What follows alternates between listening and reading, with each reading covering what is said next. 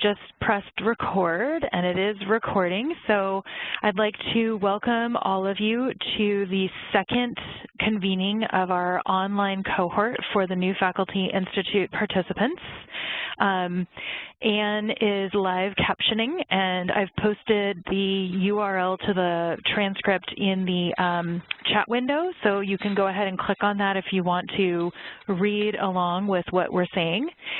We've got Greg, Heather, Jamie, and Laura in the room. And for those of you who are listening to this recording, really pleased to have you listening. I'd like to just Laura very briefly— has joined the meeting. Beautiful. We've just had Laura join us, and so this is great. So welcome, everybody. I'd like to spend a few moments just introducing Alissa Sells, who is a program administrator, like me, for faculty development, like me. Sometimes we call ourselves twins, and we really want to get T-shirts, except I'm in assessment, teaching, and learning, and Alissa is in e-learning, and the big combination between the two of us is that we both are really focused on learning. So Alissa is a fabulous instructional designer. She has a background as an interior designer, and so if you had seen her cubicle here at the State Board, it was impeccable. If you had wanted to buy a cubicle, it was staged perfectly. And I think today you'll see from her presentation materials that for Alissa, you know, the aesthetics are really important, and for her, aesthetics are not just superficial gloss. It's not just about making things look pretty. Aesthetics are function, and so I think yeah, these materials are some of the most beautiful I've ever seen. Before I turn it over to her, I'll say that Kelly has also joined us, so welcome, Kelly. I'm so excited to have the 6 of you in the room, and Alissa, take it away. It's all you.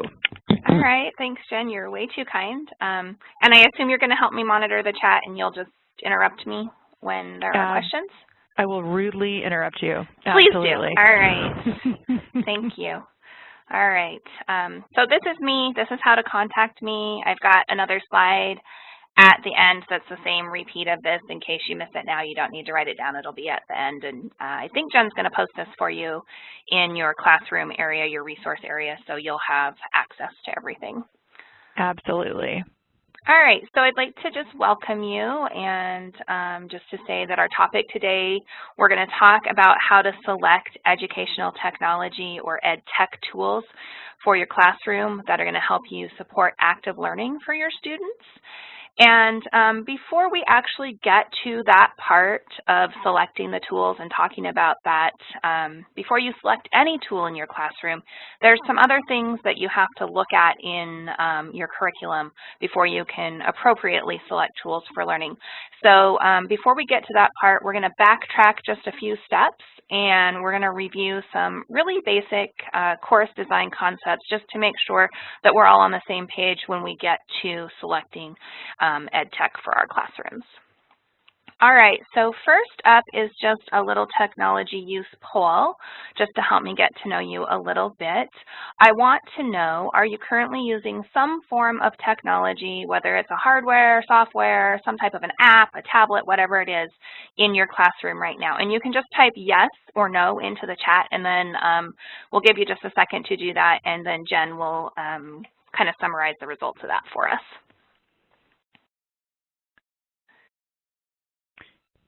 And while you're doing that, I'm going to figure out, so it looks like people are writing yes. Okay, yes, good. They are. Good. And I'm trying to figure out how to look at the full view of the chat in this limited view. I usually pull mine off to the side, and sometimes you can pull this corner down and drag and drop it to make it bigger. Got it. So I just did it on mine. I'm not sure if you guys can see the WebEx tools over my PowerPoint or not because they're on my second monitor. Yeah, I'm going to go ahead and close it though. Yeah. That was perfect. So everyone in the room said yes. Fantastic. That is awesome. All right, we'll go on to the next part here. And don't tell us what those tools are yet. We're going to share those more towards the end. All right. Also, to help me get to know you a little bit, I would like to know what teaching mode you primarily use. So are you mostly face-to-face and don't use technology? I don't think anybody's going to answer that because you all just said yes, you were using technology in your classrooms. You can type in Web Enhanced, which is a form of face-to-face teaching that is enhanced with educational tools and technologies. Hybrid, and then online. So I'm just kind of curious the mix of who we have in the room. And if you teach in more than one mode, go ahead and put both of those in. And then Jen can let us know, kind of summarize the results of that for us. Kelly is using hybrid, and Okay. Laura is using Web Enhanced. Greg is using face-to-face with Web Enhanced. Okay. All right. Heather said face-to-face mostly, but all of those Web Enhanced, hybrid, and online. All right. Anybody else? I think that is it. I was just looking to see for the participants. So I think the person, sorry, Jamie, not to call you out, I feel like a teacher. The only person we haven't heard from is Jamie. Jamie, yeah, I'm just teasing. Is Jamie driving? Jamie, yeah, so so we won't probably hear from her for a bit. Yeah, all right. So no worries. Okay, and just so you all know, I primarily teach online, although I do some face-to-face trainings. So I am primarily an online teacher. I did start by teaching in just face-to-face and then web enhancing a little bit, and then I moved to online and then backtracked back to hybrid. Hybrid's actually, or blended, is actually my favorite teaching mode, just because you get to see your students and you get to have them in the classroom a little bit. But that's the one that I really, really like. Okay.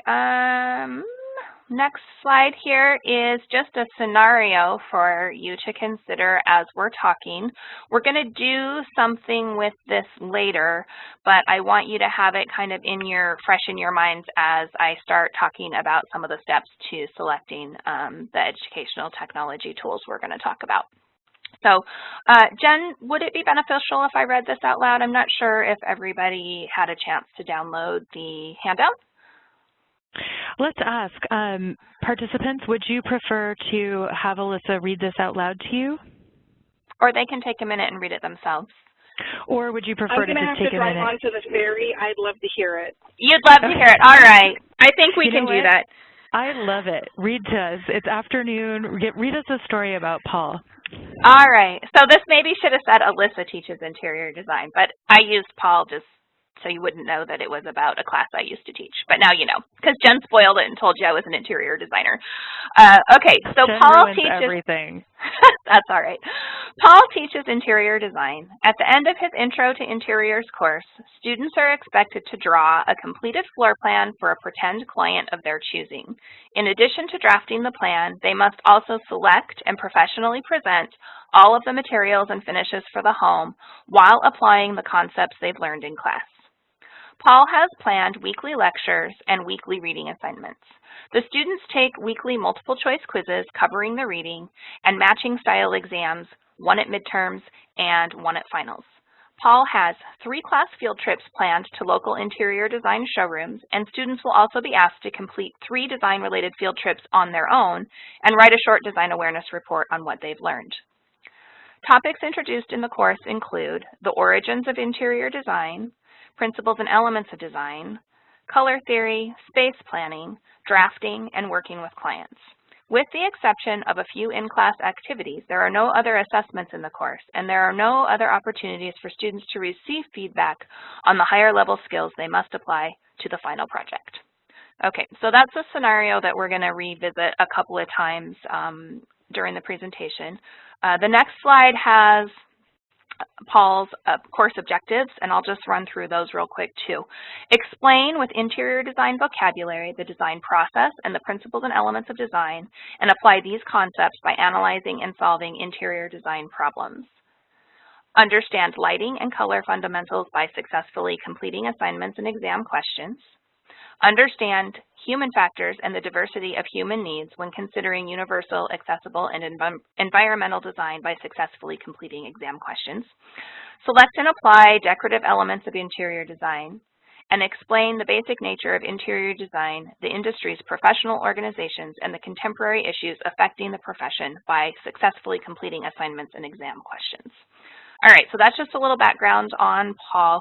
We're going to come back and revisit him in a little while, but just kind of keep the scenario of what's going on, his course structure, his assessments, what the students are being asked to learn. Just kind of keep those things in mind as we're going through our other slides. All right, so no good webinar would be a good webinar if it didn't start with telling you what you're going to learn about today. So today we're going to practice writing measurable objectives. We're going to practice mapping one assessment from your course. We're going to check the alignment of one segment of your course, and then look at identifying steps to select appropriate educational technology tools for active learning in your classroom. And then we're also going to take a few minutes and just share those instructional technologies that you're currently using. So that's what we're going to do today. And let's get started. Are there any questions before I keep going? So if you have any questions, go ahead and post them into the chat, or you could speak them. Yep, and I don't mind being interrupted, so feel free to interject whenever. So I got one not at this time. Okay. And that's it. All right. I will take the rest of the silence as golden, and we'll keep going. So the first step, or the first thing, basic course design principle that we are going to take a look at in our curriculums before we select an ed tech tool is going to be measurable objectives. So do your objectives measure up? Those measurable outcomes and measurable objectives drive all of the decisions for content and assessments, any learning activities that you are going to bring into your course. Those measurable outcomes and objectives drive that. Your course, most courses typically have 2 levels of learning outcomes or objectives. The first being at the course level. Those are those higher level objectives for the course. And sometimes those are given to you by your institution and you don't have a choice as to how those are written, and some teachers get to write their own. So those are the higher level, and then there's a secondary level that is at the module level, and I'm going to use the word module because it's what I use from my experience teaching online. But by module, what we mean is weekly or topic or unit level objectives. So however you have your course organized, it could be by chapters, you know, however you decide to do that, it could be by topic.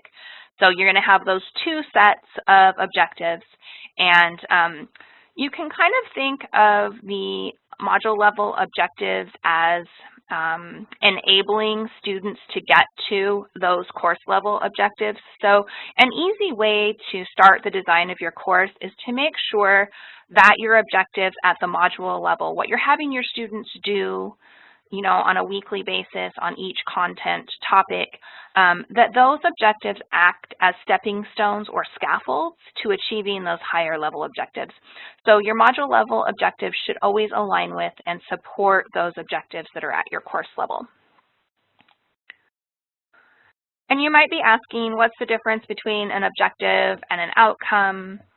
Well, an objective is a learning goal. It's a statement of what a student is expected to learn or to be able to do at the end of whatever unit of instruction they're in, or even at the end of the course. Whereas an outcome is a learning product. It's the actual demonstration of the level of knowledge that the student has attained. So as an example, an objective as a learning goal is, upon completion of this course, learners will be able to build a simple Canvas course. And that's an objective from my actual classroom for the Intro to Canvas class that I teach. And then an example of a learning product or outcome of that course is the simple Canvas course that my participants will each build to show that they have those skills. So one is a goal and one is a product. And we're mostly going to focus on talking about objectives today. So we're going to be talking about learning goals. All right, so what are measurable objectives? A measurable objective is written in a way that it can be quantified, and it will have some form of a tangible deliverable that demonstrates the skill or knowledge that the student has attained. So I've got two examples here. The first is unmeasurable, and it starts with understand steps to select appropriate instructional technologies for active learning in your classroom. Now, the measurable version of that is a little bit different. It reads, identify steps to select appropriate instructional technologies for active learning in your classroom. The difference is very subtle. The difference is actually just in the phrasing. The word understand is abstract. You can't quantify whether somebody understands something, and you can't measure their understanding. But if you give that an action verb that can be quantified and measured, then you come up with words like identify, describe, list, compare, explain, or summarize. So here are a couple of tips on things that you should include or how to write your objectives. We've got a little activity coming up that we'll run through how to do this, but your objectives should always be measurable, so they do need to be quantifiable, and there needs to be some sort of tangible something that goes with that. They need to be written at an appropriate skill level for the level of your course, and we'll be talking about those skill levels here in just a second. Your objectives always need to be aligned with specific assessments in your course. And assessments can be anything. It could be a discussion, it could be some type of a quiz, it could be an exam, it could be a written paper, it could be a project, however you're choosing to assess your students. That's what I mean by assessments. And then they always need to be written in student-friendly language. You know, it's hard enough for students to go through a class and learn everything they need to learn, but if they don't understand what they're supposed to learn, that makes it even harder for them. So one thing you can do as a teacher is to write those in language that is easy for your students to understand. All right, so I mentioned just a second ago that we were going to talk about some levels of learning. Most of you have probably heard of Benjamin Bloom and Bloom's taxonomy, and I'm not sure when the original was published, and sometime in the 1960s, I think, but it was recently revised, and by recently I mean within the last 20 years, so I think 2000, early 2000, 2001 maybe. It was revised just a little bit, and the top two tiers were switched out for each other. And basically, Bloom's taxonomy is a classification of knowledge, and it includes measurable action verbs, and then it organizes it into hierarchical levels. So your lower level learning is at the bottom, and your higher level learning is at the top. So advanced courses, if you want to think of them in course numbers, I mean, like if you're thinking like 300, 400, 500 level courses, they're going to have higher level skills like analyze, construct, and interpret. Whereas introductory courses are going to have lower level skills such as identifying, defining, and listing. So you want to make sure to match up the level of learning to the course that you're teaching. So if we just quickly go back to the scenario with Paul, his class is called Intro to Interiors. So what level of knowledge do you think that's going to fall at? Or where should it fall? You can just type into the chat if you'd like. Yeah, great. So I am monitoring the chat. So go ahead and so Heather says lower. Mm-hmm. And Heather is absolutely right. An introductory course, you know, in the 100, 200 level is going to fall in that remember and understand and possibly get up into the apply area. One thing to note, though, is that advanced courses will still have lower level skills, and that's the scaffolding piece. So you want to make sure to work your students up to those higher level skills. So it's not that a higher level class isn't going to have any, you know, simple stuff like knowing vocabulary or being able to identify certain things. Those things should be there because they are a support for some of those higher levels of learning. All right, here is just another version of the same chart, and this one has some action verb examples attached to it. And there's a version of this in your handout on page 2, Paul's scenarios on page 1, and for those of you that got the handout from the classroom or from your resource area that Jen posted, you'll have access to this handout there. And this just goes through and lists. It's not a super complete list. The one on your handout is more complete than what you see on my slide just because I couldn't fit everything. But at the create level, that's the highest level. That's where students might be expected to produce new or original work. And so you might be asking them to design or assemble or construct, to develop or author or investigate something. So those are the higher level verbs that you would want to use. And I'm not going to go through and read all of these to you because you do have access to the handout. We are going to come back to this in just 1 second. So if you do have the handout, it will be helpful to you to have that open to page 2. All right, so how do you go about writing a measurable objective? Well, first, you have to identify what you want your students to learn. So as an example, I picked map critical components of a course. That's what I would like you all to learn how today. Where did I think that fell on Bloom's taxonomy, the level of knowledge? I put that kind of in the middle at the apply level. And then I proceeded down to think about what kind of an action verb would go with that. And so I knew that I wanted you guys to map that. So mapping is the verb that I chose also. And then the fourth step here is to then add any other criteria, like how and when the outcome will be observed, just any additional information that you want to put with that. It could have details about the assignment it goes with. It could be the reason why, like here I have map course components to be able to check course alignment. Okay, so that's our first example. I'm going to do one more example just to give you another chance to look at this. Okay, so identify what you want students to learn. I picked key Canvas vocabulary. And this is an example from my actual class that I'm teaching right now. To identify the level of knowledge, I want students to know or remember. The verb I selected to go with that was define. And then the extra criteria I added had to do with where it was, which module it went with.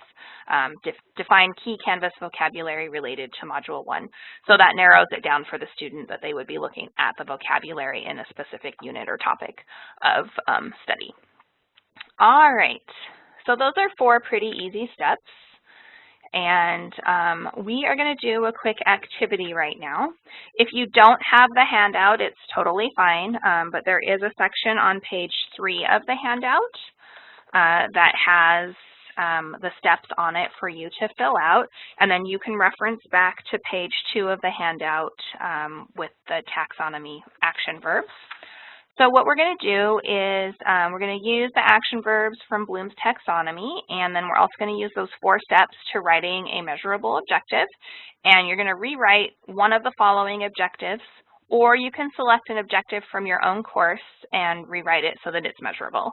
I don't know if you have one that's not measurable. That's something you're going to need to go back and look at in your own course.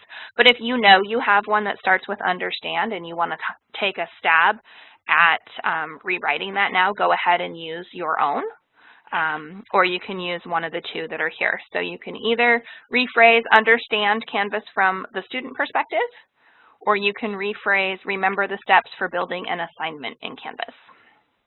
Or you can start from scratch and just use those 4 full steps and do a new one. So first you want to identify what you want students to learn. You want to identify the knowledge level. You want to select an action verb, and then you're going to add any additional criteria to that you want to add.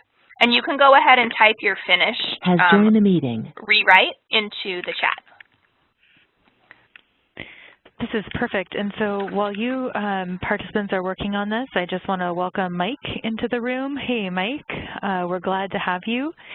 And if you can see from the slide, everybody is writing a measurable objective. So Jen, can you just let me know when you think everyone looks like they're done giving this a try? Yeah, do we want them to post it into the chat window? Yeah, just have them go ahead and type their revised version of it or their revised version of their own. So it doesn't matter if it's one of these two. Just practice rewriting an objective so that it is actually measurable. And I realized I hadn't printed up my own copy of your handouts, and so I was like looking for them. That's all right. So understand Canvas from the student perspective, or remember the steps for building an assignment in Canvas. Basically what you want to do here is look and see if there's an action verb that would be better than the word understand or the word remember. Or if you have one from your own class, you can look and see how well it works with the action verbs on the taxonomy. Okay, Jen, do we have any answers in the chat yet? Yes, we do. We just got some. I was typing mine too. So we've got identify, oh, Laura, you stole mine. Identify the steps for building an assignment in Canvas. Very good. Label, so Laura did identify. Kelly did label the steps for building an assignment. I think that's a good one too. Nice. Okay, now I got to think of something else. Hold on. Ooh, I got one. Report the steps. Report the steps, all right. Okay, I'm just going to go to the next slide here because it gives some examples of some answers. And I changed, when I did this, I changed understand Canvas from the student perspective to navigate Canvas from a student perspective. And then I changed remember the steps for building an assignment in Canvas. I changed that to list the steps for building an assignment in Canvas. And my apologies if you just heard my cat jump up onto my desk. She's trying to see me and participate in what we're doing. She wants to write measurable outcomes as well. She does. Yeah, she wants to write measurable outcomes. I have another question. Sure. Would this be reasonable if instead of saying understand Canvas from the student perspective, could you say demonstrate understanding of Canvas from the student perspective, or is that still too vague? I think that's still too vague because how do you measure demonstrate understanding? So that's why you have to have, I mean, demonstrate is a verb, but what is it? The demonstration of the knowledge is one of these other things, like building the Canvas class or, listing something or analyzing something or creating something. You need to have a little bit more detail there, I think. Can you have discuss Canvas from a student perspective? Yes, of course. Yeah. Okay. Yeah. Basically what you want here is an action verb that demonstrates that you have achieved whatever knowledge level you need. So this first one that you're asking about is actually one of the objectives from the Intro to Canvas class, and it originally was written as understand, and then I had to go back and change it. So I changed it to navigate because that's what I really wanted faculty and staff who were taking the class to be able to do, was to go into Canvas and be able to act as a student so that they could then explain that to their own students, and because they also had to learn how to be students in my class. Does that make sense? Absolutely. All right. Are there, do people have any questions or comments? I was just going to ask that. Oh, sorry. No worries. Oh, Kelly says not at this time. Okay. That's great. I don't know. Can you hear my cat purring? She's driving me crazy. All right. I wish I could hear your cat purring. Hopefully my mic is filtering that out. All right. We're going to move on. So that was the first part, was measurable objectives. The next part has to do with alignment. And you need to keep your course from derailing. So alignment it's just really at the heart of every course design. You have to have all of your critical course components working together. And again, those critical course components are your course level objectives, your module level objectives, your assessments, content, any other learning activities, you know, any reading, anything that you bring into the course. It's got to all work together. It's kind of like fitting a puzzle together. You know, if you get one piece that just doesn't quite fit in there, you know, then something's off. I like to think of alignment as harmony, and the reason for that is because I used to teach interior design, and one of the principles of interior design is harmony. And basically what harmony is it's a state of agreement or rightness where everything is working together.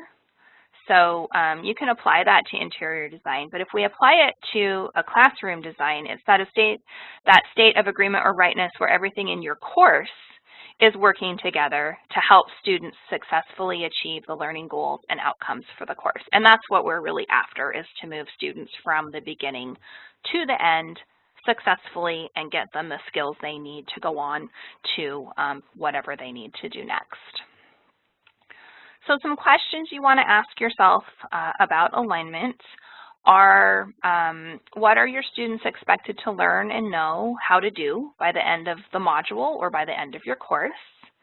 You also need to ask, are your module level and course level objectives measurable? And you want to ask if they're at the correct difficulty level for the course. So you want to go back to Bloom's taxonomy and check out your action verbs and see where you fall in that hierarchy of the taxonomy. You want to look at whether your module level objectives are providing those stepping stones or scaffolds to the achievement of you know, those overarching higher level course objectives. And then we want to take it further than that. We don't want to just look at the objectives, which is kind of what we've talked about this far. What else we want to look at, or what we need to look at, is whether those objectives correspond to the assessments that you're using, and whether those assessments are measuring what they're supposed to measure. So if you have an assessment that is, I don't have a good example in mind, but let's say it's just a regular quiz, multiple choice, and true false. Okay, so you have that, but you're teaching a 300 or 400 level course where students are supposed to analyze something.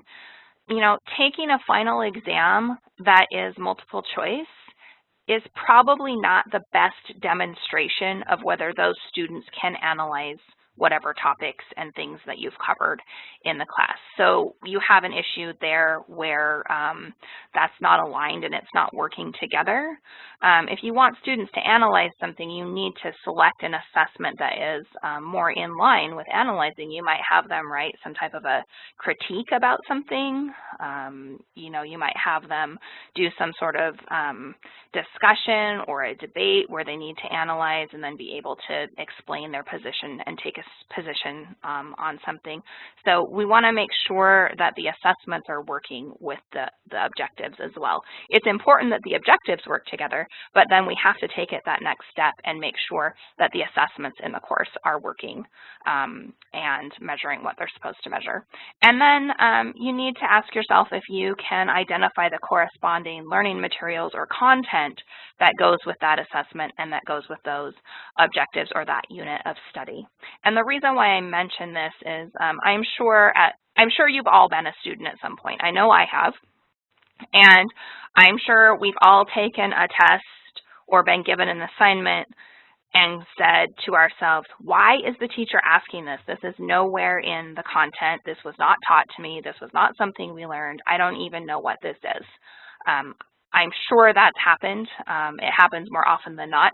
And that's an alignment issue where, you know, the teacher may ask a question about something that is not something that was covered in class and students didn't know they needed to know it. So therefore they can't be successful because it wasn't aligned. So let's just move on here real quick. Thinking about alignment, we're going to go back and look again at our scenario.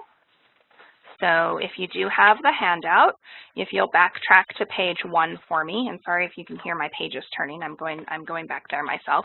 We're going to go back to our scenario, and I'm not going to reread the objectives for Paul's class. I will stop here for just 1 second to ask you if you see anything of interest in Paul's objectives that you might like to point out to him, or that he, might need to come in and revise.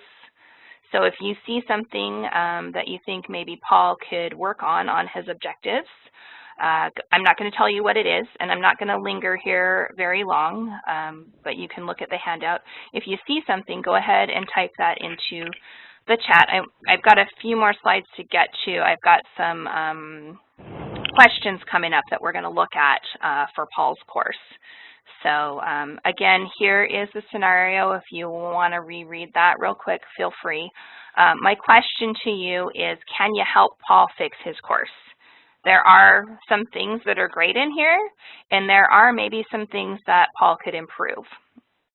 So keeping that scenario in mind, here are the questions I want to pose to you. And we don't have to go through each one of these individually. Just as you have a thought about these as I ask them, go ahead and type your thoughts into the chat for me. What is working in Paul's course design? Let's look at the positive things first. What is working? And Alissa, just one thing really quickly. So Laura has already posted to the chat window, and she has a great observation that there's 2 objectives with understand. Those are not measurable. That is absolutely right. Okay. So Laura's pointed out that Paul might need to go back and look at his objectives, and one thing he wants to look at is whether they're measurable. Okay. What else might Paul want to look at with his objectives?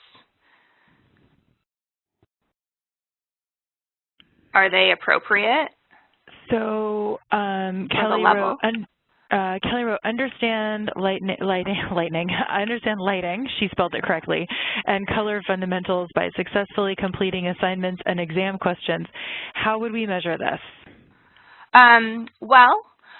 We can answer that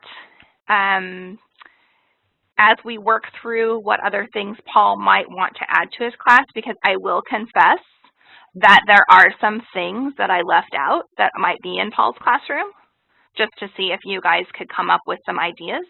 I know that you're not interior designers and may not be familiar with interior design projects, but let's talk real quick about what could Paul add or remove to help his students be more successful, and I think that's going to help answer the question that was just asked. So let's take a look at, just revisit the scenario, and he's got weekly lectures, he's got weekly reading, he's got multiple choice quizzes that are weekly, he's got 2 matching style exams, 1 at midterm and 1 at finals. But the final project is that students are expected to draw a completed floor plan. They are expected to choose a bunch of samples and professionally present them. And then they have to apply all the concepts of lighting and color and principles and elements of design and things like that that they've learned in the class to the design of their own work. So I would ask you, is there maybe something that's missing in between the multiple choice, true, false, quizzing and exams, and then the short design reports that they are supposed to write? What's missing between that chunk of the class and getting students to be able to do that final project? What's missing in between? You can type that in the chat, or feel free to use your mics and speak up. That's fine.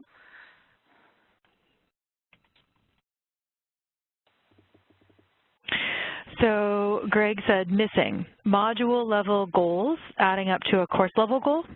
That is exactly one of the things that's missing. So that's a good observation. And then what else could we add? So let me reread this part to you. With the exception of a few in-class activities, there are no other assessments in the course.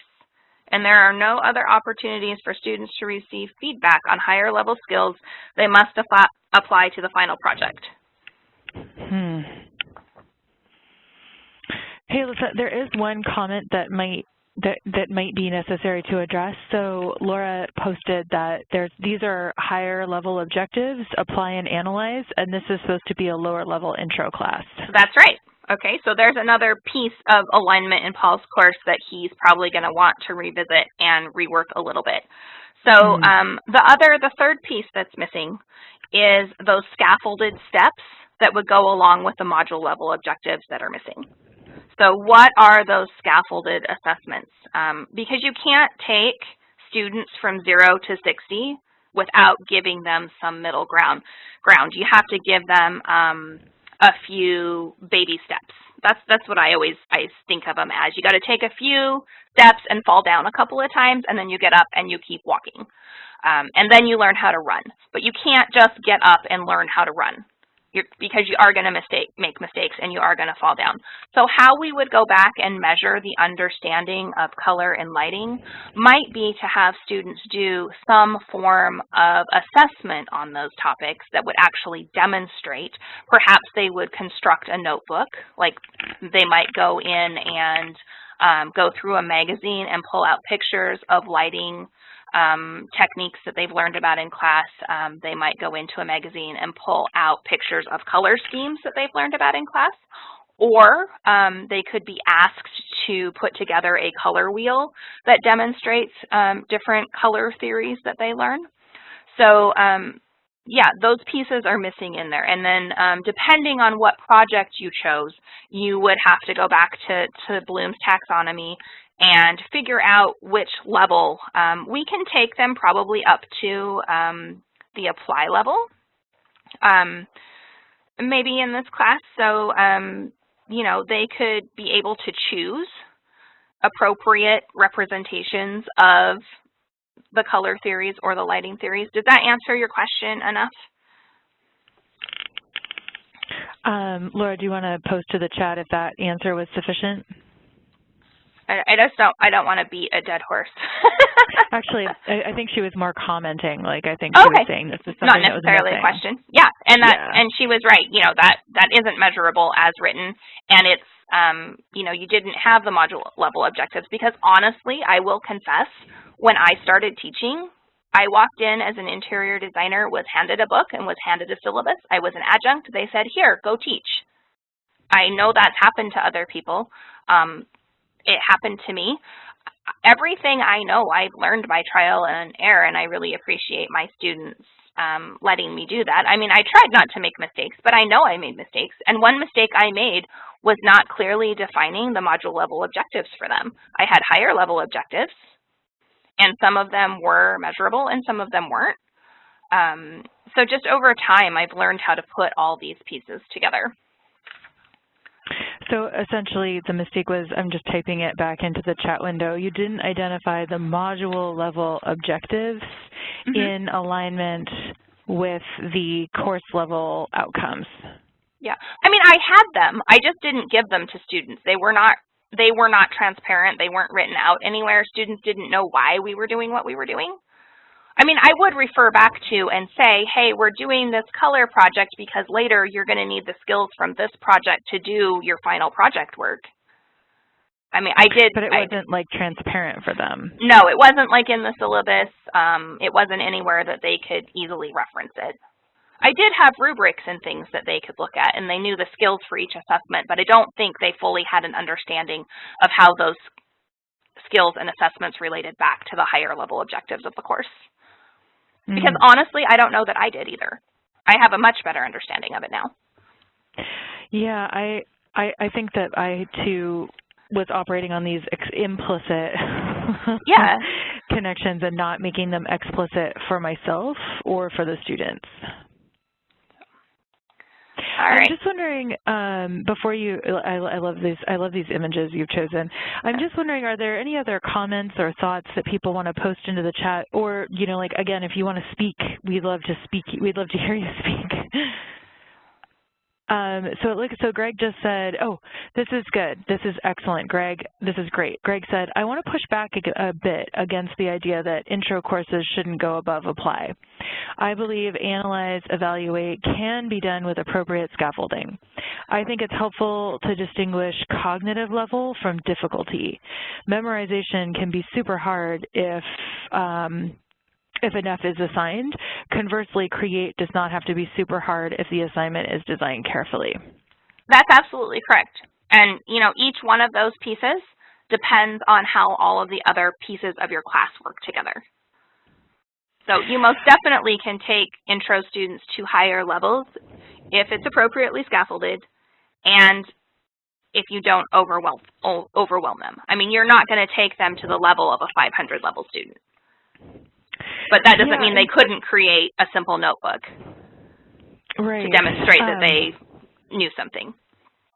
And I think, you know, this is Greg said thank you. And I think that this is actually a really rich and interesting conversation. Because right now with the BAS degrees, the Applied Baccalaureate degrees, they are trying to figure out, like, what's the difference between a 200 level course and a 300 level course. Mm-hmm.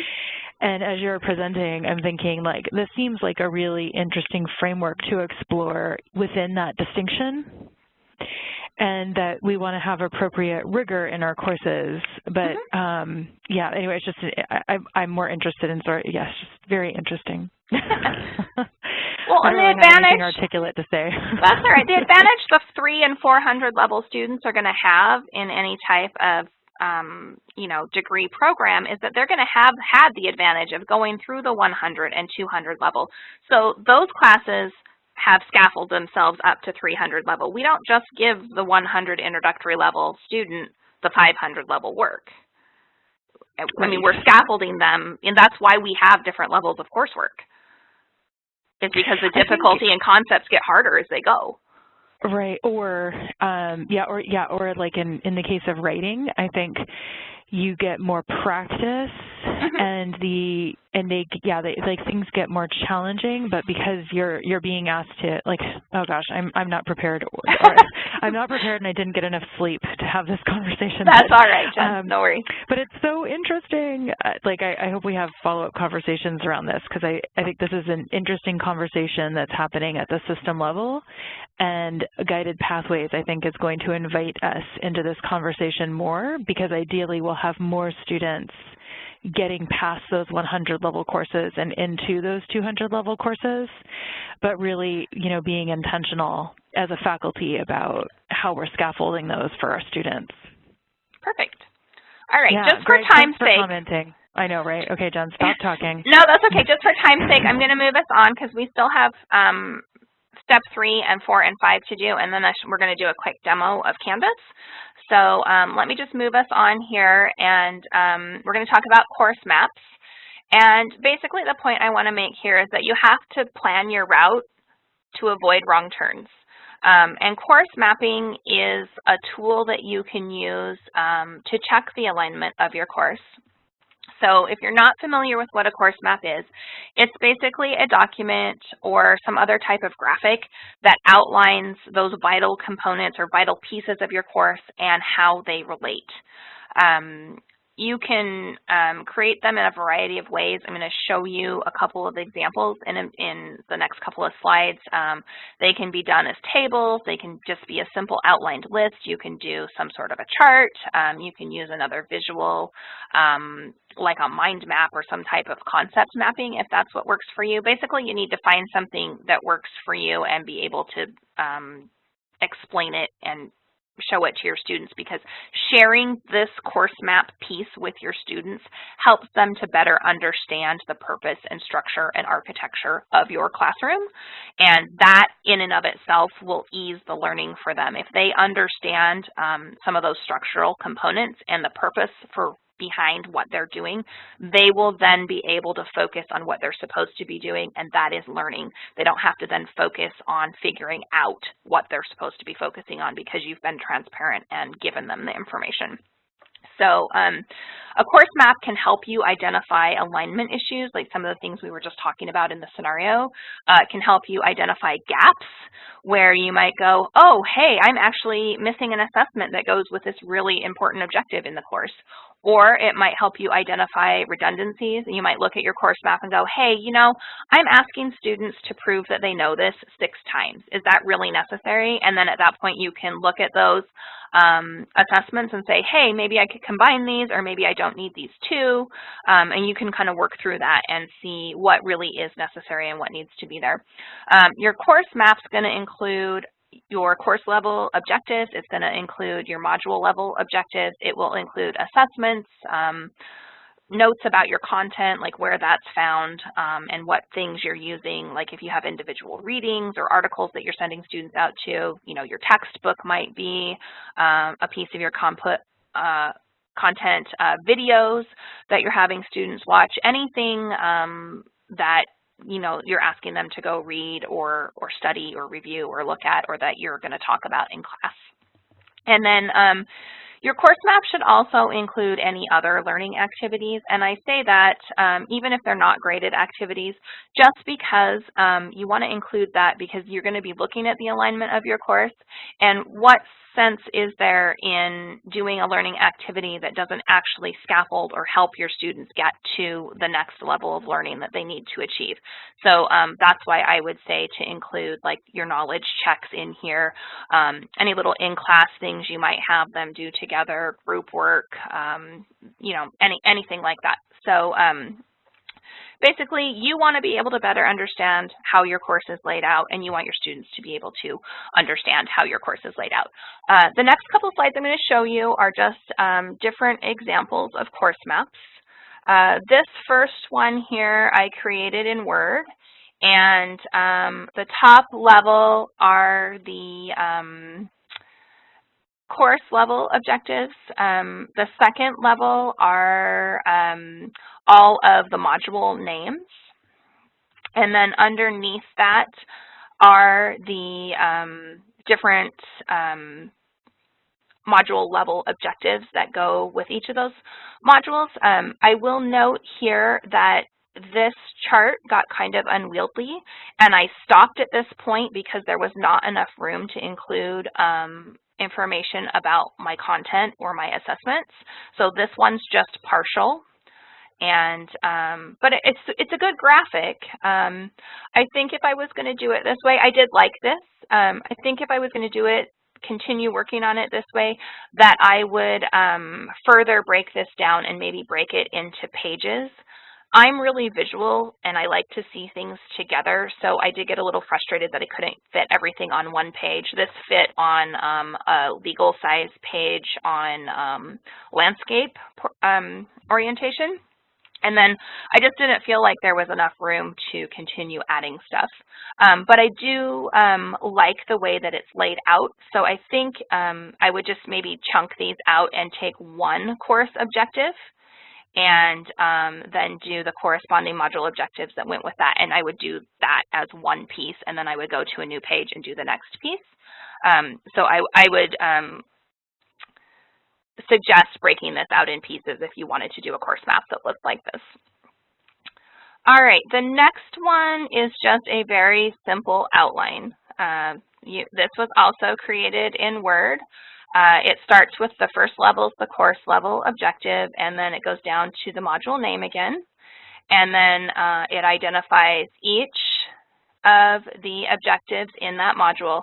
And then beneath each one of these, it says what the assessment is, so that I know where that tracks to. Now on this map, I'll have you note that I didn't take it all the way down to the content level. That would be the next step that I would take this to. When I was putting these examples together, this is actually for a real class that I'm designing. It's an intermediate Canvas class. And when I was doing this, I didn't do complete maps because I was looking for the type of map that worked best for me. So I worked on it until I came to a point where I said, maybe I might like to do this differently. So that's why I'm not showing you all the way through. But the next one is one that I liked. This is a table, And this, for me, I felt like I was able to see the best how the content tracked to each little component. So if you look, the course level objectives here on the left and then my module name, I was able to fit the related content links in here. And then I have my module level objectives. And then over on the right, I have the corresponding assessment.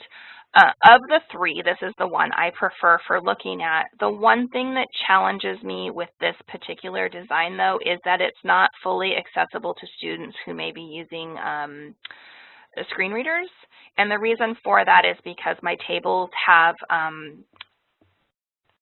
merged sections. So this create a group set and build a group assignment, those are distinct module level objectives, but they both track to the same assignment. And the way that I have this constructed isn't going to work for a student using a screen reader because the screen reader reads left to right, and then when they get to this point and everything doesn't flow smoothly straight across, it can get really confusing. So this is a really great tool for me to visualize what's going on in my course. I haven't shared it out with students like this yet because it's not fully accessible. So I'm still looking for my one perfect course map. I just wanted to share those ideas with you. Have any of you actually mapped a class before? And like maybe what did you use? I'm just curious. Laura says no.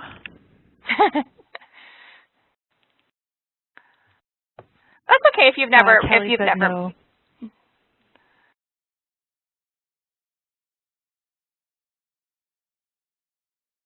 Anybody else? I've actually never mapped a class like this. Ever. Really, Jen? Oh. Never. Yeah.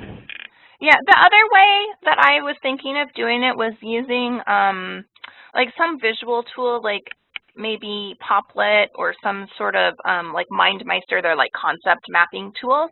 But again, they're not fully accessible. And I would hate to map an entire curriculum and not be able to share it out. So I think probably what I'm going to do just to solve my own conundrum is I like the visual look of this, and this makes a lot of sense to me, and I think it's easy to understand. But I think what I would do is probably maybe share it in two versions and let students look at it in whatever version suits them best. And I would probably share it out as an outline also.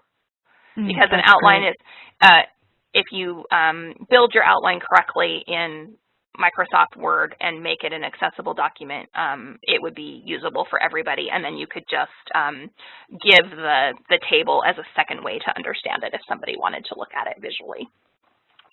You know, Greg said not exactly a map, but he's color-coded day-to-day assignments in a syllabus.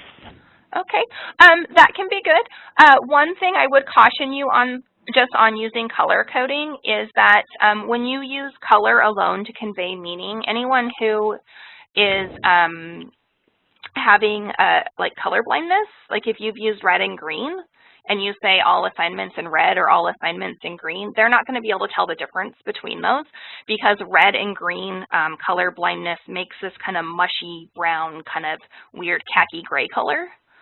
And so students with color blindness wouldn't be able to distinguish the variation in color. So there, you might want to, I don't know what you would want to add because it's hard to say without looking at it, but I would just caution you that perhaps you want to take a look at how you're using color. I'm not saying you can't use color. I'm just saying you might want to add one more level to it where there's some other clarification of meaning where students who might have a visual impairment having to do with color could still understand the content. All right, we are going to do just a super quick course mapping activity. And this is page 4 of your handout. And I'm just noticing for some reason the grid lines didn't print on mine, so I'm guessing they didn't print on yours. But this was actually a table, and it had little grid lines on it for you to write in. I don't have a picture of this. I could get out of, do you want me to get out of presentation mode and show the handout, Jen?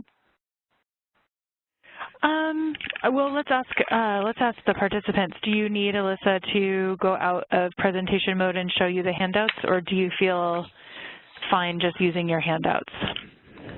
And you can do it without the handout, because basically we're just going to follow these 4 steps that are up here on the slide. Yeah, I think it's probably fine to just, I'll let people weigh in. What would you prefer? Oh, Laura says she's okay this way. Okay, all right. And unless anybody has an objection, I'm just going to stay here. If you have the handout, great, look at it. If you don't have the handout, grab any piece of paper. It doesn't matter if it has lines, doesn't matter if it's a scrap piece of paper, doesn't really matter, just so long as you have some white space you can look at. And I believe Jen emailed you all, like I think last week, asking you to have ready access to a few things in your course, some of your objectives and some of your assessments. So what I'd like you to do is to choose one assessment or learning activity from your class. It could be graded, it could be ungraded. And again, by assessment, we're talking about anything that you're using to assess your students' skills. So could be a project, could be a writing assignment, could be a quiz, could be you know, some sort of learning activity you do in the classroom. I mean, the sky's the limit. It could be, you know, just anything. So choose one from your classroom, just one of your major assessments that you have, and write that down. I'll give you just a second to do that.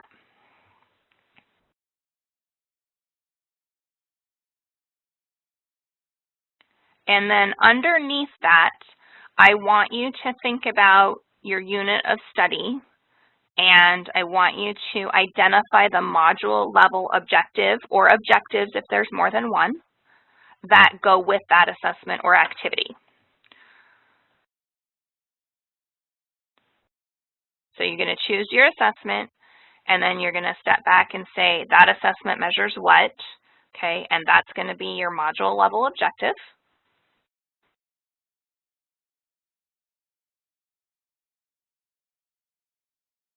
And try to pick something kind of easy so that, you know, we don't spend too much time on this.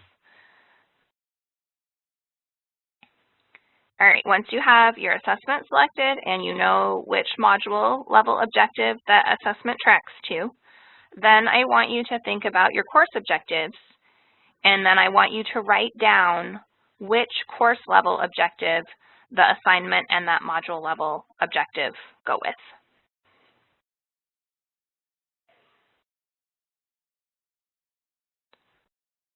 And the reason why we're doing a mapping activity is to help you look at the alignment of your course, because it's a lot easier to identify those gaps and redundancies in your course if you have something that you can look at. So if you have a document or a table or a chart of something that lays all that out for you, because it's really easy to get lost in your own course. You might think you've told students something, and then you test them on it or give them some sort of an assessment on it, and maybe you actually forgot to give them the reading that went with that. Okay, so choose your assessment, write your module level objective, and then write down the course level objective.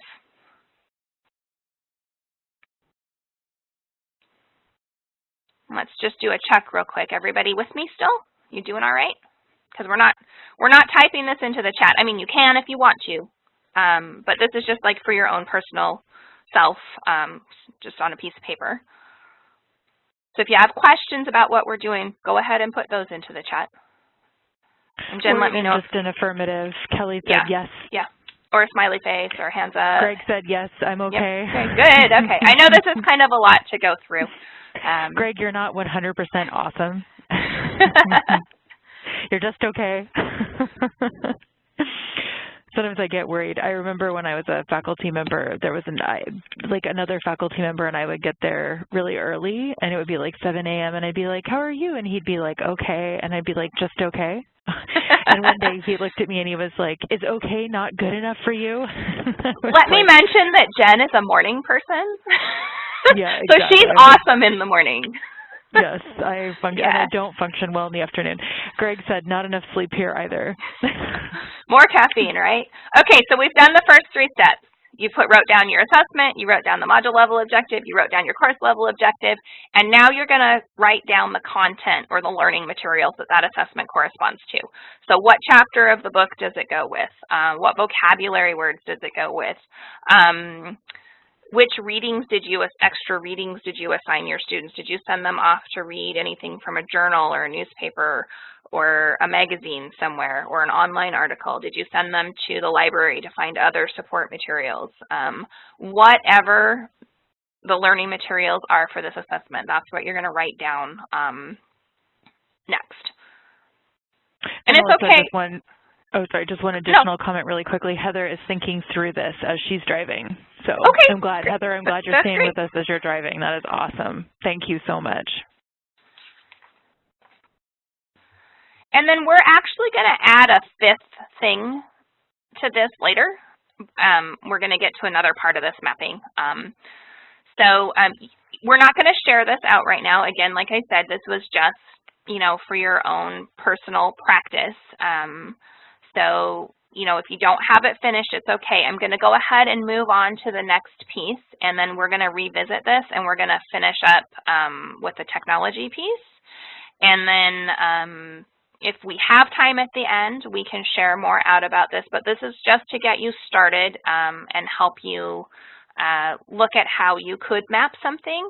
And then once you have these written down, if you want to go back to your actual classroom later and go through and make sure you've written down everything correctly and defined it well enough for yourself, then go through it and ask yourself some of those course alignment questions. Are your objectives measurable? Are your assessments measuring what they're supposed to measure? Go back and revisit that slide and look through some of those questions. And that's your first step in mapping and tracking the alignment of your course. And then, of course, if you're interested and want to, you can, do your full course. If you're designing a new class, you might do this one unit of study at a time. So you do whatever works for you. All right. If there are no questions or comments on this, I'm just going to go ahead and go on because we have a few more things to get to before we get to the 3:30 mark, and we've got about 18 minutes left. And I think we were good. So, Jen, unless you interrupt me, I'm just going to keep going, okay? So you just keep right on going. All right. Okay, so you know how I said we were going to talk about selecting educational technology, and probably up until this point you were going, why is she talking about all this other alignment stuff in course mapping? Well, the reason is because it doesn't make any sense to select an educational technology tool to support active learning in your classroom if the other components of your class are not working together in harmony. If you're lacking alignment, then selecting a tool isn't going to really make anything better. It could actually make it worse. So you want to make sure everything is in alignment up until this point, and then you're also going to want to align your tool with your assessments and the rest of your course map. So you're going to want to look for tools that will actively engage your students and maybe ask them to create or construct something. You want to look for technology that's going to enhance your learning, the learning in your classroom, not detract from it. You want to also enhance the student to content, student to student, and student to instructor interactions in your classroom. You want to look for technology tools that are going to help facilitate collaboration. It could be in and out of the classroom, and the answers, what you select is going to vary a little bit depending on how you're using it. So if you're teaching web enhanced, you might select something different than if you're teaching online. And then you also want to look for technology tools that are going to help you facilitate activities that would otherwise be difficult because of time or cost or location or whatever other complication there might be with that activity. And on the point of active learning, just because I've mentioned active learning a couple of times since we started, and I haven't really told you, what that means. Probably most of you you're already familiar with it and know what it means. But just so we're all on the same page, active learning is an instructional strategy, and it's something that teachers use to help engage their students. And we want that learning process to be a dynamic, interactive experience for your students. So you want to create that dynamic and interactive learning environment for them. And I can't remember where I found this chart. I'll have to go back, and I forgot to put the attribution on this. so I can't tell you whose it is. But basically what happens is the more we engage students, the more they retain. And what this kind of boils down to is the less we talk, the more they learn. So if you look at the top of the chart where it says teach others, if you set up active learning in your classroom that focuses on students teaching each other what they're learning, they could retain up to 90% of that topic for that day because you ask them to do something with it. And there's varying degrees here. Practice by doing is another good one. That's about 75% retention. Discussion is about 50%. Having them demonstrate something, just kind of like show how to do it, that's 30% retention. Having them watch something that's audio or visual helps as well. That's 10%. And if we get down just to basic, straight up, flat lecture, that's about 5% retention. One thing that I will say on lecture is lectures in and of themselves aren't bad. Bad lectures are bad, but not all lectures are bad. Does that make sense? If you have somebody who's an engaging speaker and who knows their topic and can get students involved in, you know, conversation and what's going on within the lecture, then that's going to be a great experience and students are probably going to retain a little bit more. But we've all been in bad lectures. I've probably actually given bad lectures. I didn't know I was giving a bad lecture, but I'm probably guilty of that at some point. So basically, as educators, we want to help guide our students and help them apply concepts and to really engage in whatever we're trying to teach them. So that's just a little note on active learning. Some examples of ed tech, because we are in that looking for technology section here. These are just, you know, a few random things. Canvas, we're going to talk about Canvas here in a few minutes. WebEx, that's what we're using now. So we're actually using educational technology. It's a meeting software, but we're using it to educate. So I would count that as an ed tech software. Google Docs, Twitter, Padlet, Quizlet, Poll Everywhere, YouTube, Edpuzzle, Zoom, VoiceThread, Panopto, Storyfy, Facebook, Kahoot.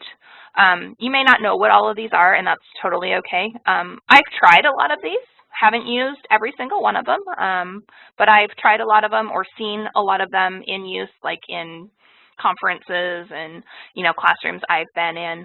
Other examples could be iPads and tablets, could be smartphones, could be interactive whiteboards, clickers, laptops. So it's not just software and apps. It can also be hardware that you have in your classroom. So these are just some examples of ed tech.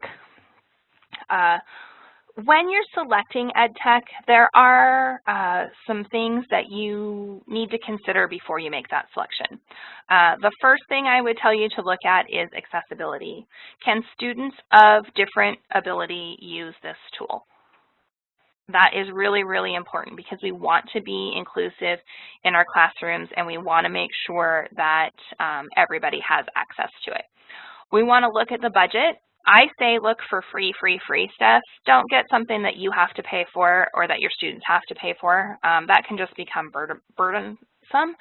And, you know, there's a lot of free, they usually give you like a free teacher's account. And if you can do what you need to do in the free teacher account, I would say just stick with that.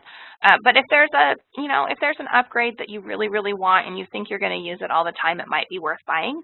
But I would just caution you not to start putting things in your classroom that your students have to pay for.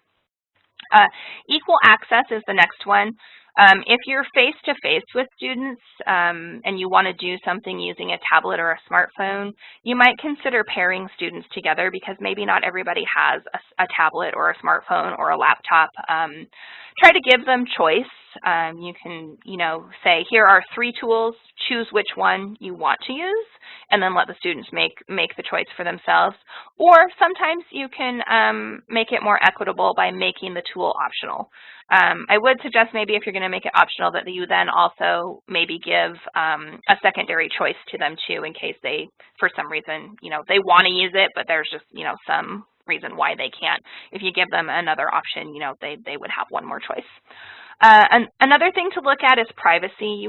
You want to know if the student data is going to be kept private. You wouldn't want to ask your students to use something that then their data is going to be taken and sold. So that's not going to happen if they're not having to create an account. And that's the next one on here. Does it require a login? Does it require a password? You got to leave time in your instruction to get students set up, and you have to make sure everybody's on board. So look out for logins and passwords. Sometimes they can be helpful and sometimes they're a hindrance, so it just depends on the tool. And then the last one is data. This is kind of just for you, but can you track your students' progress? And if you're just having people, like Kahoot is like a trivia game that you do online, and you don't have to have an account to participate. So as a teacher, I'm probably not going to be able to go back and look into there and see, you know, who answered what or who did anything in there, because there's no way to track your progress because you don't have an account and they don't know who you are. But if I use a different tool that requires you as a student or a participant to have a login and a password and to create an account, chances are there's some other tracking tool in there for teachers where they can look and see analytics data on like how much their students are using. Sometimes there's even gradebook passback so that you can integrate with Canvas, and you can have your students do an assignment somewhere else, like in a publisher's website, and then that information is passed back to your online Canvas gradebook. So those are just some things to consider. Here's a huge list of questions to ask yourself. Because you want to make sure that the technology that you're choosing, whatever tool you choose, has to be aligned with the rest of those critical course components that lead up to you choosing the technology. So ask yourself, what's the best way to learn this concept? Will using technology add to or detract from the learning? Does the tool align to your learning goals? How can you use technology in teaching this concept to your students? What level of learning are you expecting? What's the purpose of the assessment? Is the purpose of the assessment clear? And there's a whole bunch of other ones here, like is it active or passive learning? Is it going to be synchronous or asynchronous? Is it going to be an individual assignment, or is it going to be collaborative? Will students need to work together? Is it centered on student-to-student interaction, or a student-to-teacher interaction, or student-to-content interaction? Because depending on what your goals are, you know, you're not going to select a collaborative tool if you want the student to be focusing on content interaction. But you might select a collaborative tool if you want students to work together on something. You also need to think about how you can offer students choice in the technologies that you're asking them to use. If you have an assessment that they're, you know, maybe they have a project, maybe you can give them a list of, you know, a few things you know students have used in the past and say, hey, these are 4 different ways you can turn this assignment in. But, you know, still feel free to investigate and do your own thing. You might be really, really surprised what your students will start turning in, and I guarantee you grading is going to get a lot more interesting for you if you give your students some variety and choice in how they turn their work in. And then after you have selected your tool and you've tried it, ask your students what they think. Ask for feedback. You know, just see what they thought. You know, have them run through these questions. You know, did it help them learn? Was it just an add-on? Was it just for fun? You know, how did they feel about it? So you can get extra information from your students. And then when you're teaching with technology, there's just a couple of things you want to keep in mind. Always have a backup plan just in case your technology fails. I cannot tell you how many times technology has failed me in some way or another. It might not be the actual, you know, activity that I wanted to do. Everything was working with that, but then we couldn't get internet connection. So, you know, there's all these different things that have to work together to make something successful. I would tell you not to be afraid to learn something new or to try something new. It is so okay to make mistakes. And it's so okay to make mistakes in front of your students because they're going to make mistakes in front of you and you can all just learn together. And it kind of helps them see you as a person and as a guide and as a collaborator rather than just the teacher who knows everything. I would also say practice what you preach. if you want your students to use something, then you also need to be comfortable using it. So if you expect your students to do a certain project using a certain tool, you need to be able to help them troubleshoot things, and you need to have a good enough understanding and knowledge base of using that tool that you can give them tips and answer questions for them. And then the last thing I'd like to tell you here is to remember that sometimes the best technology is no technology. So we don't want to just use technology for technology's sake. We want to make sure that it's enhancing what we're doing. Okay, I've been talking for a long time. We're going to do a little poll right now to get you guys back into this. I want to know from you, which instructional technologies are you currently using in your classrooms? A lot of you said yes at the beginning of the webinar, so I'm expecting a bunch of answers here. If you'll just type those quickly into the chat, we'll have Jen read them to us. And I think we're going to run short on time, Jen. I don't know that I'm going to get to the Canvas piece. That's okay. So Laura said simulation mannequins. Oh, interesting. Is that for nursing? Right? Laura, is that for nursing? I'm just curious. I know she can hear you. I'm just taking my role as moderator very seriously. Yes, nursing. Okay, cool. All right, What else? Okay, so Kelly says that she typically uses the Pearson Publishing offered, technologies, i.e. that accompany a textbook. Okay. And Greg said Canvas, some YouTube videos, and physiology simulation software. Cool. That sounds fun. Yeah. All right. Hey, Kelly, what's your discipline again?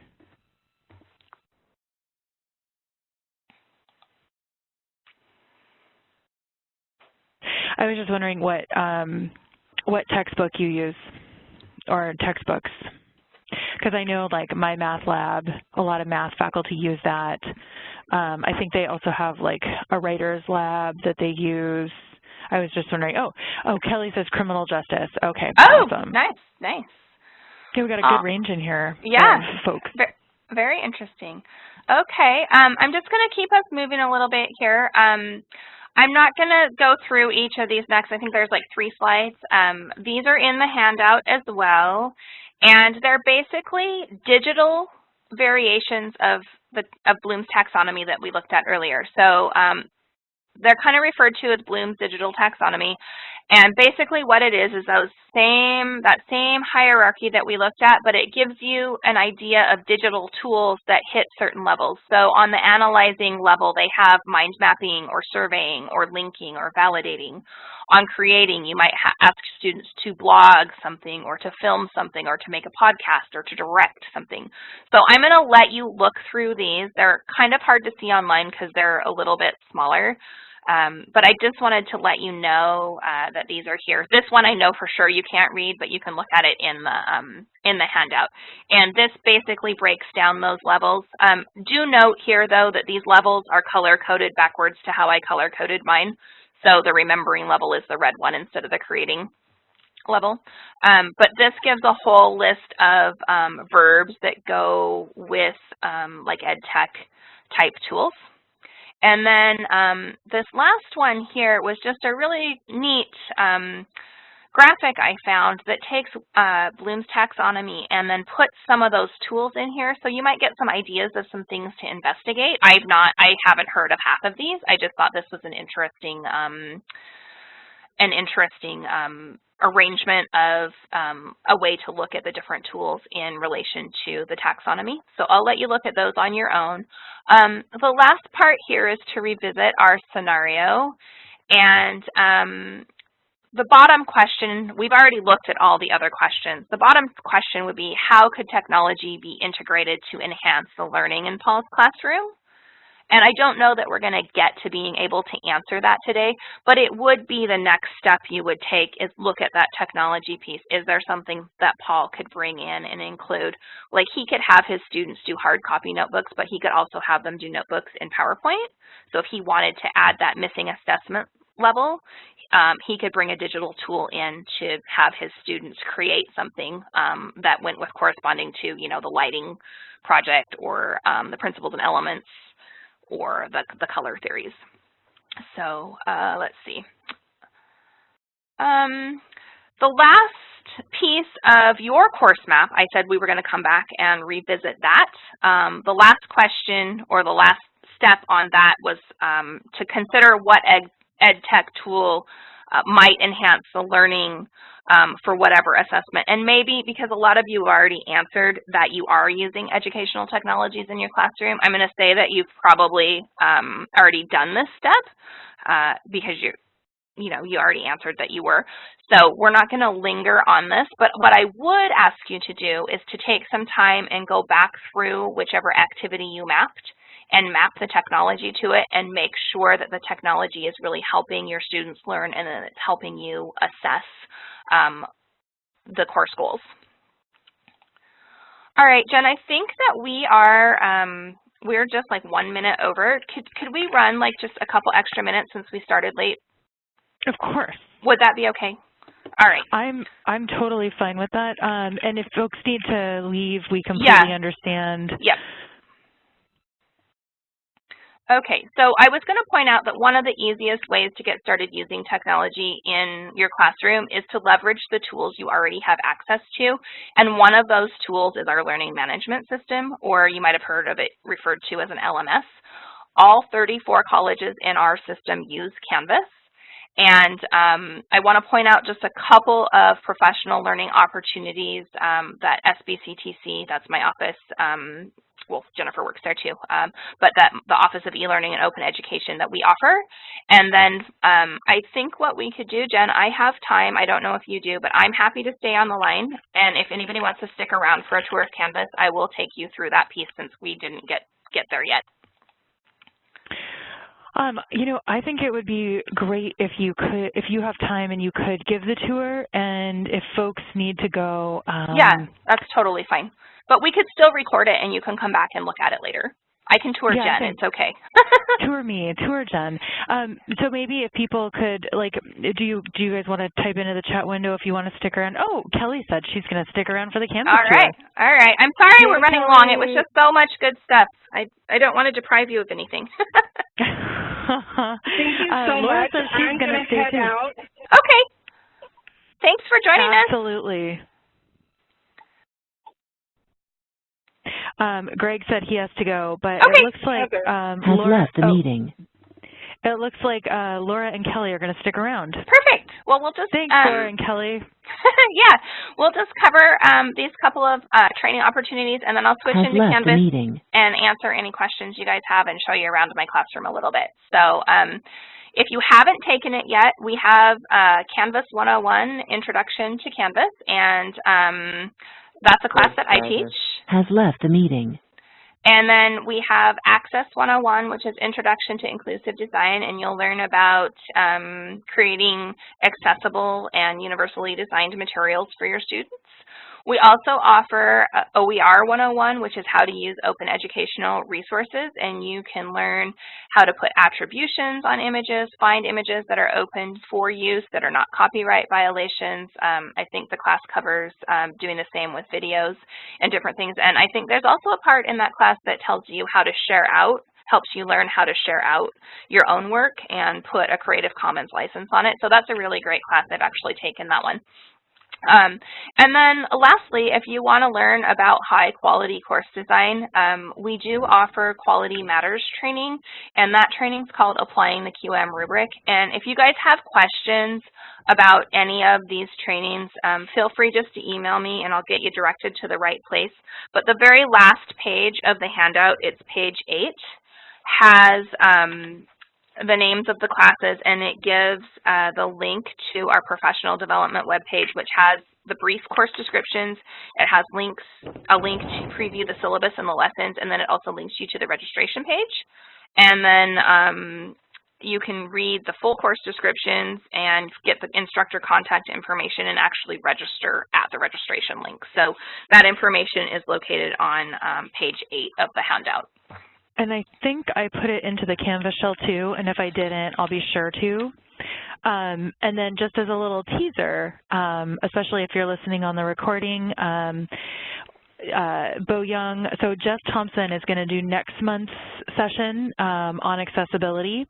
And so she's going to kind of bridge from Alyssa's session and tell you a little bit more about her training and give you a little bit of a teaser. And then in January, Bo Young Che is going to do a presentation, like sort of a brief intro into OERs. And so she'll talk more about her training then too. So Alyssa, thanks for outlining the portfolio. You are welcome. And then I would point out that my work, this whole entire PowerPoint, unless I've otherwise specified it, and there are a few spots in there where I used images that were not open source, and I did say that they were copyrighted. Oh, I left Ignis in here. I'll have to go in and fix this. But unless otherwise specified, all of the content in this presentation is released under Creative Commons, and you can take it and reuse it. So if you want to share it with somebody, please feel free to do that. And then I'm going to get out of here, and I am going to take you on a tour of Canvas if you want to go there. Let's see. Who did you say was left? Heather and?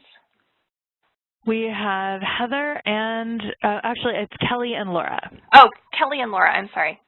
I have a really hard time when I can't see the names. I know, right? And it also looks like Heather is still in the room, although I thought she said she had to go.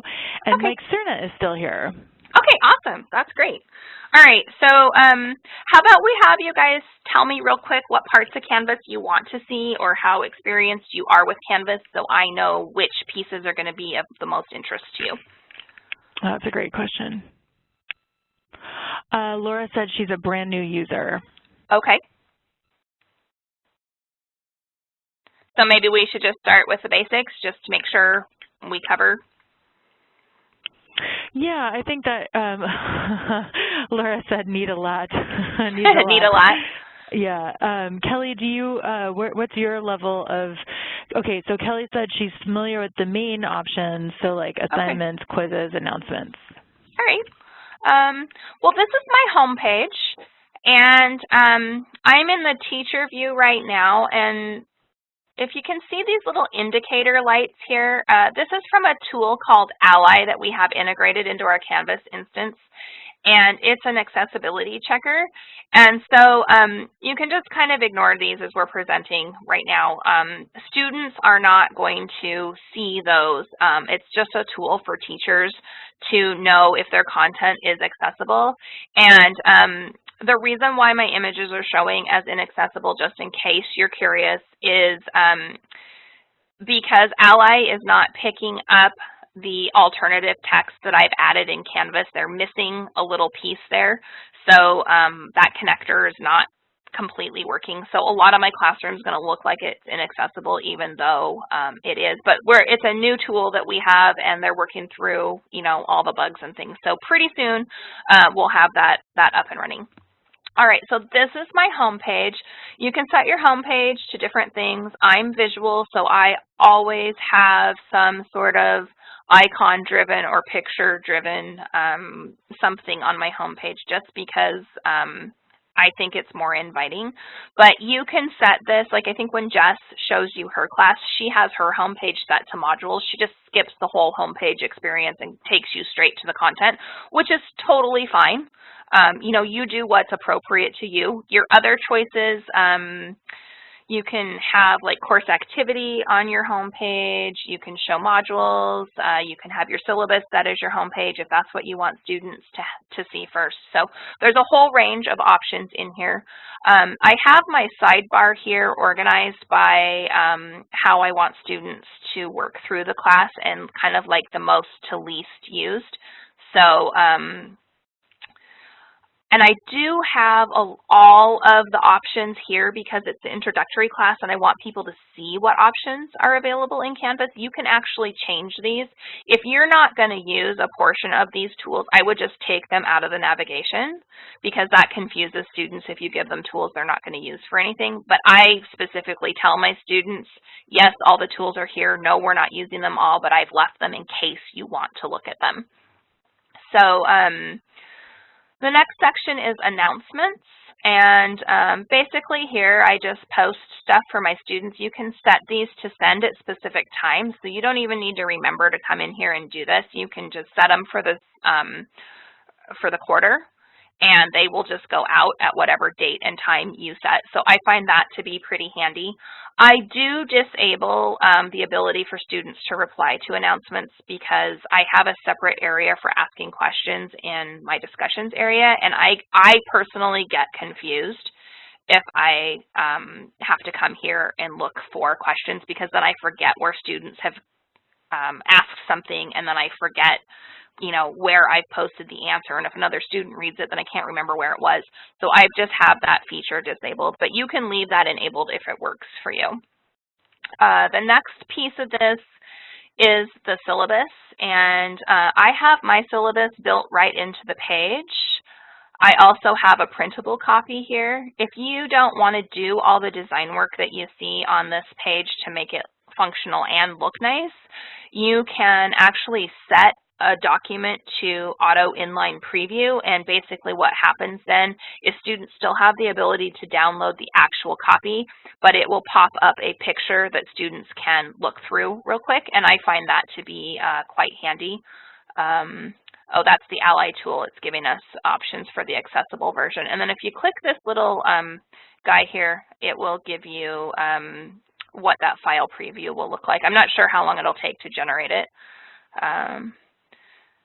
But you can have it open so that it looks like this on the page, and then you can skip all this other design work if you want. But students do have the option to come and click that button. They can just look at it in here if they want to. They don't have to read through the page. So this is all my syllabus information. What I want to show you here is at the bottom. I'm not going to take you through my entire syllabus, but here at the bottom is this table, and this lists out all of the course assignments, and it will put the dates on it too. So it will list it in due date order. Now mine don't have due dates because my classes work at your own pace. I have a general rule of thumb where you should be about module 5 by the midpoint of the session. And so I don't put due dates because I want people just to kind of work through on their own time. The only hard date I have is the end of the course. They need to have everything turned in by then. So I actually have mine listed in alphabetical order here, and I had to name them in a way that Canvas would do that because it defaults to alphabetical order if you don't have a date on it. But as a good teaching practice, I would encourage you to put dates on yours for a quarter-based course for your students because that will be helpful for them. All right, so that's just one thing I really like about that. I think it also shows I'm not sure if it shows the assignment weights to the students, but as the teacher, you can see the assignment weights here. Another tool I use is called Outcomes, and feel free to interject questions as I'm going. I'm just kind of giving you the rough and tumble of, what's in here. So I have some outcomes set up. I've actually set these up twice, which is why you see them doubled up here. I refined them and revised them. I just didn't come back and delete the old stuff.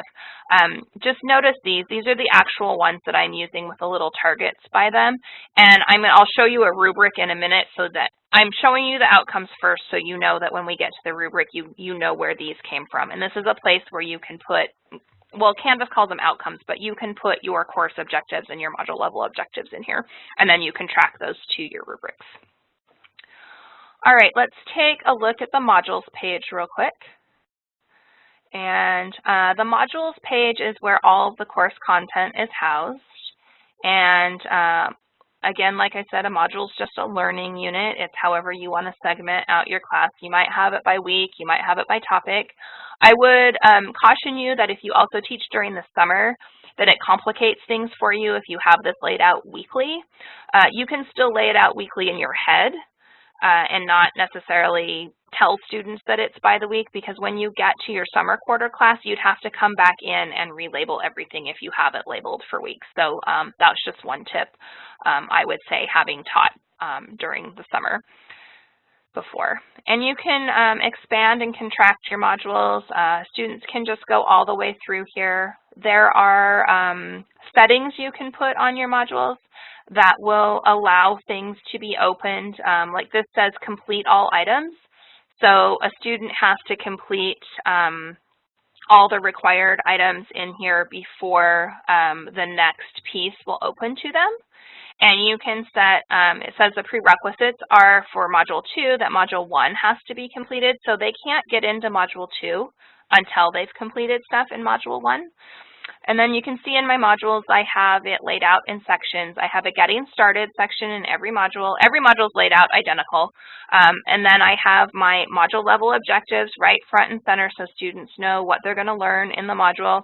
Then I have the content for the module, you know, all of the learning materials that they need to be successful completing their assessments. And then I have a to-do section to let them know that they need to introduce themselves as in a discussion. They need to go do an assignment that's finding their practice course. They need to take this little quiz. And then each module also has an optional assignment in here. Well, it's not really an assignment. It's just like a practice learning thing. I'm going to open it for you so you can see what it is. And this, I'm showing you this one specifically because it's an example of integrating technology into your class, and these are Quizlet cards, and it looks like it's not loading. Let me see here. There it is. Okay, so you have to click this little shield, and hopefully, this hasn't blocked me for a long time. Hopefully that it will let us in and let us look at it. Of course, this will be one of those times where you're teaching with technology and your technology doesn't work. But these are Quizlet cards, there they are, that are embedded in the course, and they're just to review the key vocabulary, so students can come in here and flip through the cards. They can also select some other options in here. Oh, those are my options. Let's see. They've changed the layout just a little bit. Okay, they can put stars on things that they want to come back to. They can select to shuffle. There's an audio option where they can listen to the definition. They can know if they want to have the definition first or the word first. And then down here at the bottom, they can choose a study mode. And if you don't want to do flashcards, they can do learning activities like they can take a test. They can do a spelling thing. There's a matching game in here. There's just stuff to investigate. So there are options in here for students. But this is optional because it's not fully accessible, and it's just for those students who want to come in here and get some extra practice with the vocab words. And this is an example of a tool that can be integrated right into Canvas. I have mine embedded, but there is a way to actually integrate it in here. I found embedding to be just as easy. It's just embedded into a page, so that's how I did mine. Any questions on the modules? I probably won't get through each and every single tool in here. Happy to answer questions if you have them.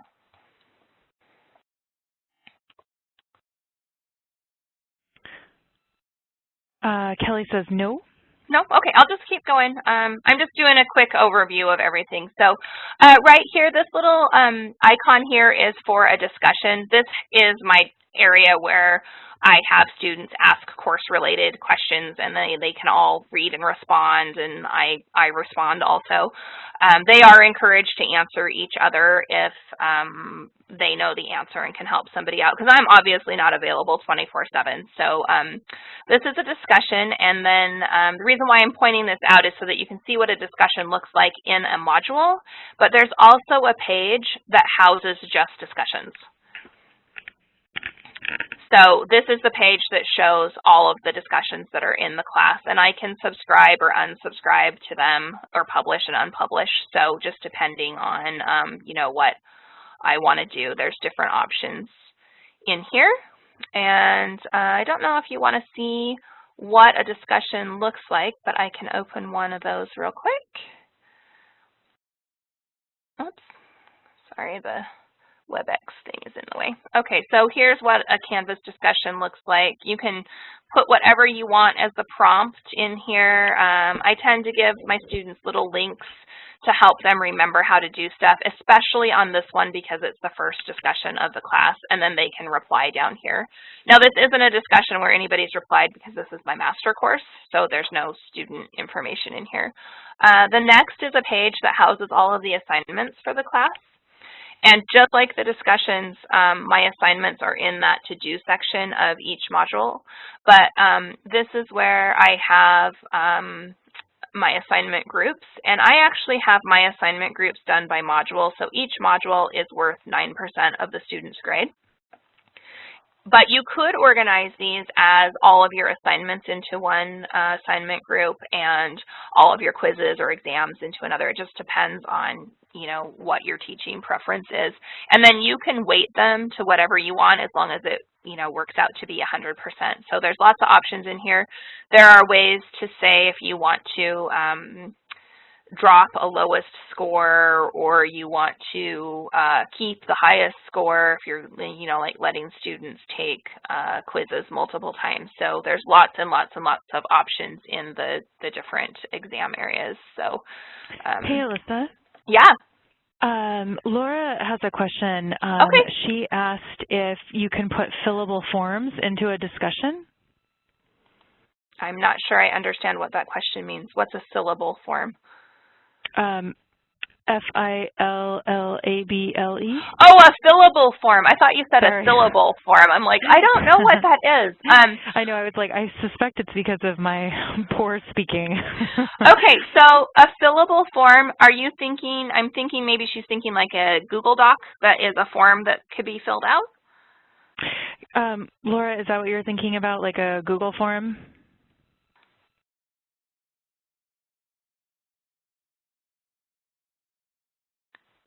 I'm just going to go ahead and say that the answer is yes for the Google Forms, because anything that you can grab embed code for can be embedded. So it just depends on what it is.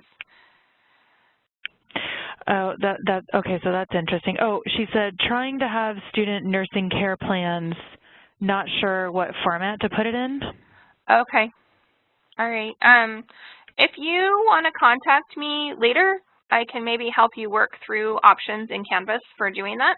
I can help you figure out something. I'm not sure without seeing exactly what it is if I'm going to be of much help right now, but would be happy to help you figure that out. But yes, if you have a form that you're having them fill out, you can put it as embeddable content. I've never tried it, but you might. I don't know if you can generate embed code on a PDF, and I don't think you can do it on a Word document. But I can help you look at it and see how you might want to have people submit that. Heather said that she will take this offline with you, and okay, she perfect. thanks you. Oh, perfect. Okay, well, I will look forward to hearing from you then, Heather. Okay, there's another page for quizzes. This just houses all of the quizzes. You can take this away from students if you don't want students to be able to get to a full list of the quizzes. I personally like to be able to look ahead and see like how many quizzes there are total rather than having to go through the modules and count them. So I let my students access them both ways. I let them look in the modules, but if they want to come straight to something or they want to revisit, like say they already took the Module 3 quiz, they could come right here and relook at it if they wanted to. It's just an easy way for them to get around in here. There's all sorts of quiz settings that you can apply. You can set quizzes to show answers. It doesn't have to show answers. You can set when it shows answers. You can set it to let them take it 1 time, 2 times, unlimited times. You can moderate it and let a student retake it if they need extra time or they need a retake attempt for something. You can just give one specific student extra time if you need to. You can assign extra credit. There's all sorts of stuff you can do in these. I'm not going to get into showing you where all those are right now because we're just doing a quick overview of everything. All right, the grades page is your gradebook. And I'm not going to have any grades in here. I just have my test student listed in here because this is not a class that has student submissions in it. You'll see your gradebook is horizontal. The students will see their gradebook listed out vertically. So the view is a little bit different. I would investigate, I would tell you to investigate what the student view looks like because it changes a little bit depending on whether you're the student or the teacher. And then I'm going to go back to, let me show you this one other thing. I also have the Learning Mastery Gradebook set up in here, which of course doesn't have any data in it right now because I don't have students. But this is another piece to the gradebook that you use those outcomes to set up. So it will help you visually track mastery levels, and it's pretty cool. It gives you little charts and graphs for each student and tells you, like, if you've had them do something, 4 times, it will tell you, okay, 3 out of 4 times they passed this. And so it just gives you a nice little visual dashboard indicator. And on that note, that reminds me that I forgot on assignments to show you a rubric. So let me just grab an assignment real quick, and I'll show you where a rubric is. Okay, we'll just grab this really assignment. Quickly, yeah. Laura said she has to Has go. left the Okay. meeting. But she wanted to say this was a great presentation and informative. Okay, good, thanks. So nice. All right, so here's the assignment, and then all of my assignments have a rubric attached to them. And remember when we looked at outcomes, I told you to pay attention to those little outcomes with the targets on it.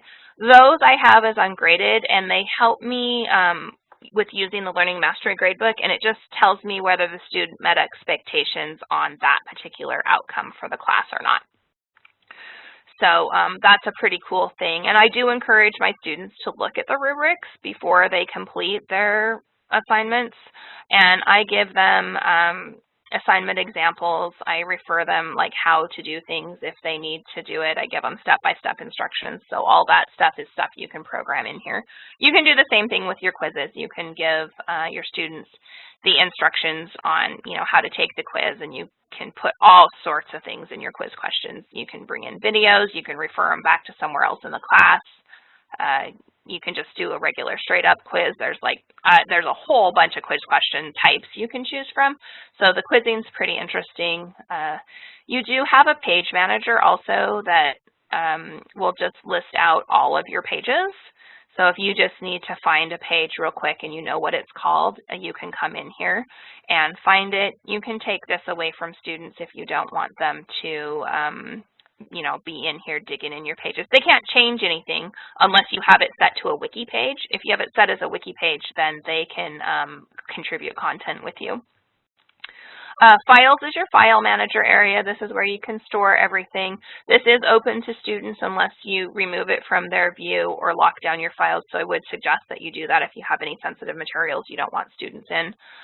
You have a place for your roster will be in here. So these are the other teachers that teach the class. So they're all in here in the master course. There's an attendance feature, there's a chat feature, there's a collaborations feature with Google Docs that you can use, which is pretty cool. There's also a conferencing feature that's built in here, so it's a WebEx-like tool. It's through Big Blue Button, but all of that's integrated right into Canvas. We also have Panopto recordings that are in the class if you want to use those. So Panopto's integrated right into Canvas. All teachers have access to it, so if you need something, if you need to record like a screen share, or you just want to record a lesson, little lecture, mini lecture for students, or put some audio with a PowerPoint, Panopto's the tool that you can use for that, and it's all built right in here. And then you have all your course settings here at the bottom also. I'm not going to show you each and every one of those other tools because I actually don't have stuff set up in all of them. But this will have all the details about your class. This is how I got the image in on my dashboard for this classroom. The navigation options, you can just drag and drop these down to the bottom if you don't want students to have access to stuff. You can just drag those down to the bottom of the page.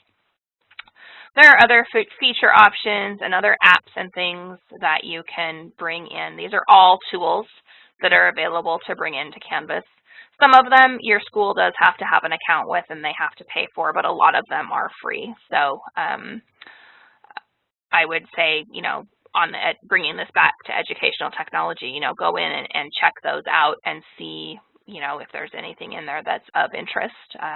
Happy to answer questions. I know we went a whole half hour long and this has been, 2 full hours, but hopefully it gave you a chance to, take a little peek at Canvas, and hopefully maybe you'll want to take the Canvas training. Oh, Kelly said, awesome information presented today. Thanks, Alyssa and Jen. Yeah. So sorry we went so long. There's just a lot. Yeah. There's just a ton. Oh, Kelly said it was worth it. Oh, good. Good. I'm glad. Kelly. All right. Okay. So, oh, awesome. Jen, do you have any questions that would be beneficial for me to answer before we turn the recording off, or are there anything else? I guess I just want to thank you for all of your hard work in putting together this presentation. I know you worked many, many hours to create something from scratch, and you know, it's really, I mean, I know that aesthetics are more than just, you know, superficial gloss. They're, you know, like, but I do want to just say that I'm really impressed by how beautiful your materials are. They're just so professional and gorgeous, and the content is spectacular. So thank you. You're so kind. Thank you for the invitation, and I thank everybody who was able to join us today, and for those that stuck it out for the last half hour of the demonstration.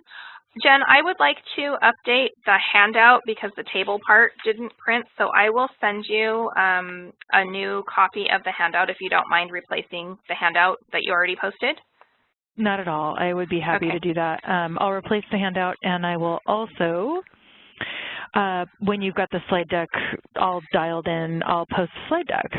Yeah, I noticed one little typo in there I want to fix, and then I need to run back through the accessibility piece and just make sure I have all my alt text and everything. I think I have most of it there. I just want to make sure that it's pristine before you give it out to everybody. So, thank you. And Kelly wrote, agreed. Thanks, Alissa. All right. Agreed. Thanks so much. Thank you, Alissa. And Kelly, thank you. Heather, Heather, I think you might still be on, so thank you. I see you in the chat window, so thank you for sticking it out. Thanks, and Mike, ladies. Mike, thank you. Oh, and Mike's here too. Thanks. Yeah. Yeah. So, all right, everybody, have a great day. And Alissa, can you? Oh, I can stop the recording. So I'm going to go ahead and conclude the recording. I think I'm going to conclude. There we go. I'll stop sharing. So there we go. All right. Are we good? That was great, Alissa. Thanks so much. Oh, I feel like I Are you talked tired too much, now? but no, it's okay. It's good. No.